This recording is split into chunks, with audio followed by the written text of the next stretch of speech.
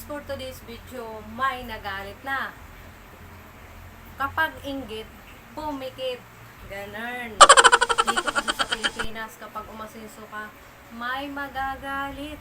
Kaya panoorin natin yung video ng tauhan ni Diwata Pares Overload. Itong picture ninyo, ikakalat namin sa social media kung anong ginagawa nyo sa kapwa-tao. Kaya kayo, tumigil-tigil na kayo sa mga pagbabasher kay Diwata, ha? Kasi wala kayong mapupuntahan at wala kayong magandang itudunot kay Diwata.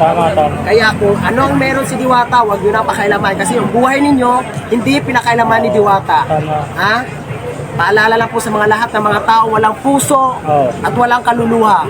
Tsaka yung time, di ba, na nasa ilalim ng tulay si Diwata. Opo. Wala naman Nakikita silang nila si naitulong. Diwata na sa ilalim ng tulay. Oo. Ang bahay ninyo maganda, may bubong, may TV kayo, may rep kayo. Si Diwata wala. Ngayon, nagsipag siya. Ano nangyari? Lumago ang negosyo niya. Kaya kayo mga basher kayo, tumigil na kayo. Kung inggit kayo, pikit. Tama. Anong pangalan mo? Richard, nalitap-tap ni Diwata. Okay.